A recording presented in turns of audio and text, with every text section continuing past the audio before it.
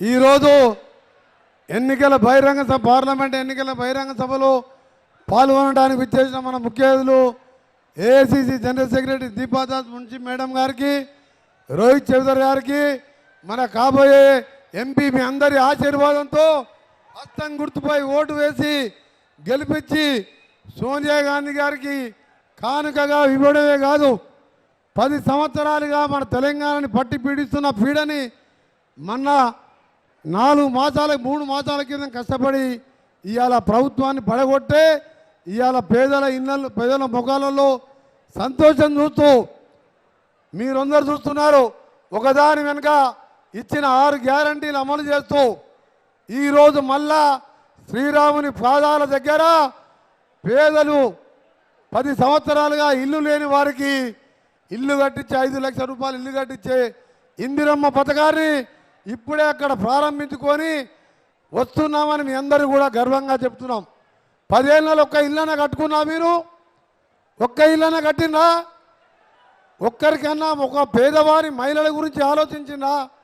ఇవాళ బస్ ఎక్కాలన్నా మహిళల గురి 500కే గ్యాస్ సిలిండర్ జీరో బిల్లు పేరు మీద ఇవాళ పేదవారికి నెలకు 600 అంటే సంవత్సరానికి 6-7 రూపాయలు మిగులుతూ ఇంకా కూడా ఎన్నో కార్యక్రమాలు చేస్తున్నాం. అందుకనే మీ అందరు కూడా ఒకటే రిక్వెస్ట్ చేస్తున్నాను నేను. ఈరోజు కేసీఆర్ గారు, కేటీఆర్, హరీష్ ఆ పార్టీ రోజు పేపర్లో చూస్తున్నాను. మీరు ఇవాళ రోజు మొన్ననే 3 ఎంపీలు పోయినారు, ఎమ్మెల్యేలు పోయినారు. మన పార్టీలకు ఎంతో జడ్పీ చైర్మన్లు, ఎక్స్ ఎమ్మెల్యేలు కాంగ్రెస్ పార్టీలోకి వస్తున్నారు. అందుకనే సోదరులారా, రాబోయే 10 సంవత్సరాలు ఇందిరమ్మ పాలన కాంగ్రెస్ పార్టీ అధికారంలోకి ఉంటుంది. రేవంత్ రెడ్డి గారు ముఖ్యమంత్రిగా, మేమందరం మినిస్టర్లుగా ఒక టీం లాగా పనిచేస్తూ మా ఎమ్మెల్యేలు అందరం కూడా ప్రజల మధ్యలో ఉంటున్నాం. ఇవాళ మీరు సెక్రటరీ పోతే ఉదయం పోతే సాయంత్రం వరకు కొన్ని వేల మంది మా దగ్గరకు వస్తున్నారు. కానీ కేసీఆర్ పాలనలో సెక్రటరీ కానీ మంత్రుల దగ్గర కానీ ఎవరు పోయేవాళ్ళు కాదు. ఎందుకంటే అక్కడ కుటుంబ పాలనలాగా ఉండే పరిస్థితితో ఇవాళ ప్రతి ఒక్కరు వచ్చి మా దగ్గర వాళ్ళ బాధలు చెప్పుకుంటున్నారు. అందుకనే మీ అందరికీ చెప్తున్నాం, ఇంకా 40 రోజులు మాత్రమే సమయం ఉన్నది. 10వ తారీఖు ఎన్నికల నోటిఫికేషన్ వస్తుంది. ఒక 35 రోజులు కష్టపడండి.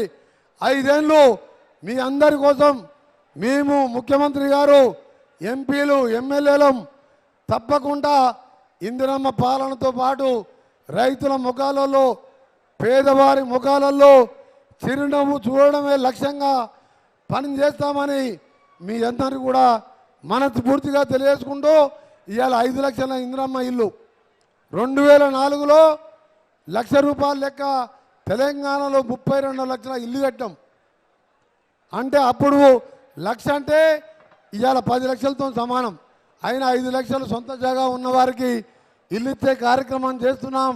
అందుకనే మీ అందరూ కూడా ఒక నెల రోజులు కష్టపడండి.